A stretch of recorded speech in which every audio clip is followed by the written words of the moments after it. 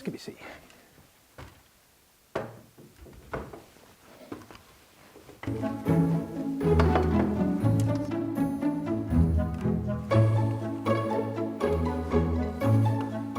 Sådan, skal vi se.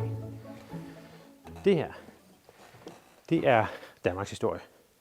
Fordi det er den ældste trykte Danmarks historie, der findes. Saxo Grammaticus arbejder for Absalon og skriver omkring 1200 en Danmarks historie fra sagnkongernes ældste tid og op til sin egen tid. Men den blev først udgivet på tryk i 1514. Den blev udgivet i Paris i en meget fin udgave, som vi har 2 eksemplarer af. Det er den ene af dem, den her.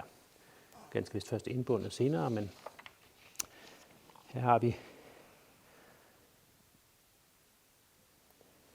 danskernes kongers og heltes historie, elegant beskrevet af baron Grammaticus, står der. Det vil sige Saxo Grammaticus. Og den bliver altså udgivet i Paris, fordi det er et internationalt trykkecenter, hvor den kan blive spredt ud i hele Europa. Det er under Christian den anden, den blev udgivet. Det er ham, man ser på forsiden på det lille billede her, med det danske rigsvåben ved siden af. Og den bliver i samtiden berømt, blandt andet fordi det viser sig, at Saxos latin, som jo egentlig er sådan noget middelalderlatin, som man skulle tro er ret dårlig i forhold til, hvad man forventer på det her tidspunkt, hvor man er midt i renæssancen i Europa, det er faktisk et rigtig fint latin. Så det er godt at læse, det er godt skrevet, og det er pludselig en måde at fortælle, at danskerne, som er forholdsvis nye sådan i europæisk sammenhæng i forhold til de andre store riger rundt omkring, at de faktisk har en gammel og fin historie. Så det er et vigtigt værk, som gør Danmarks historien berømt i Europa, eller kendt i Europa, og som er starten på den Danmarks historieskrivning, som så fortsætter helt op til, i virkeligheden til 1700-tallet, som et ongoing projekt, hvor man hele tiden prøver på at opdatere Danmarks historien med udgangspunkt i Saxo i første omgang. Så bliver man mere kritisk over for Saxo, og så til sidst så forsøger man at skrive mere og mere selvstændig Danmarks historie med andre kilder også, under Holberg for eksempel. Men det er altså vores ældste Danmarks historie og en rigtig fin bog fra 1514, en af vores ældste bøger faktisk også.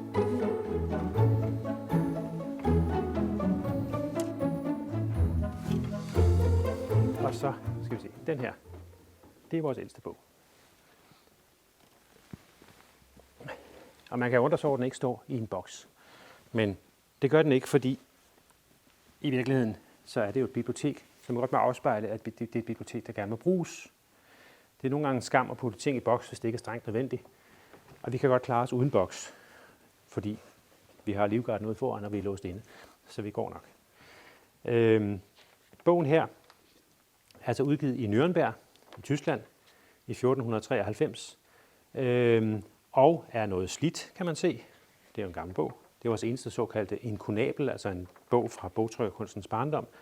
Og når vi lige prøver at lægge den lidt forsigtigt her, sådan der, så er noget af det specielle ved den, det er, at det er en verdenshistorie. Den er fuld af billeder. Den er fuld af billeder, hvor jeg har lagt nogle bogmærker ind, så vi kan se lidt, hvad det er for nogen. Der er næsten 2.000 træsnit i, som er farvelagt.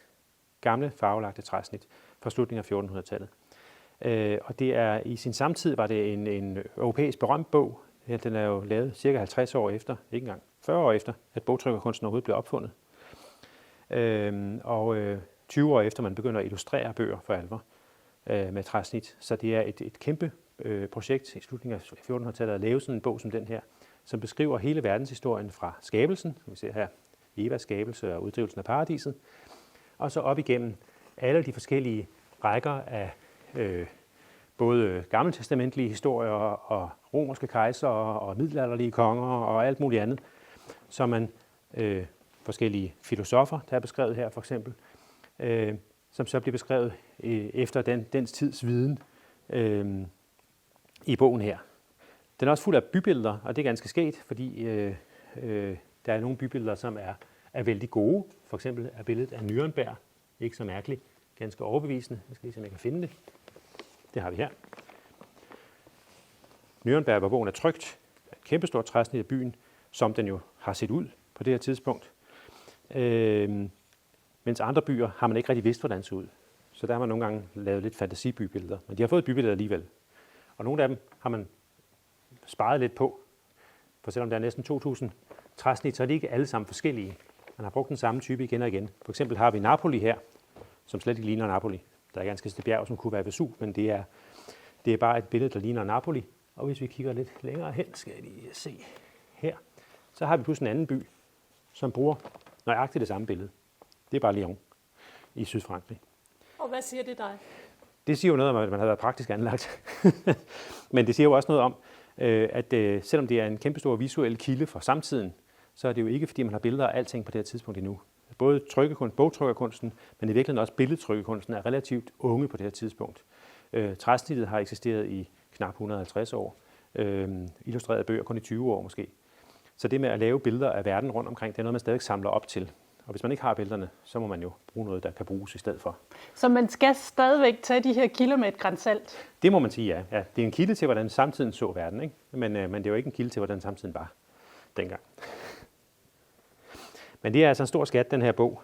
Den kom på både tysk og latin i samtiden, og blev i virkeligheden en bestseller dengang i forhold til det bogmarked, der var i Europa der. Så der blev solgt over 1000 eksemplarer hver.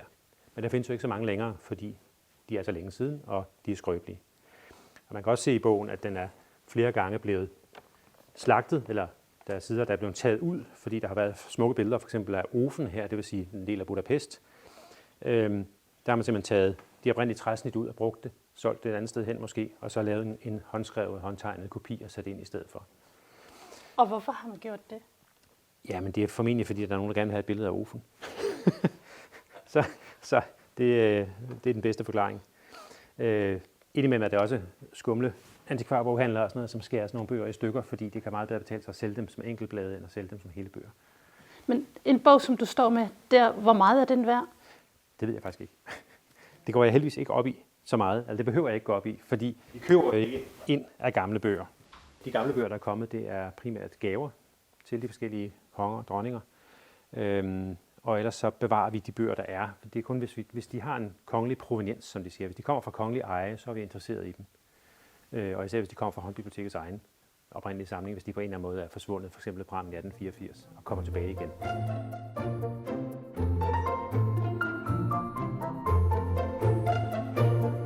Ellers køber vi nye bøger. For det er jo en del af håndbibliotekets anden funktion, kan man sige, det er, at vi jo hele tiden holder os up to date med bøger om Danmarks historie, kulturhistorie, kunsthistorie, kongehusets historie især, så vi kan fungere som et fagbibliotek, der også er up to date i dag.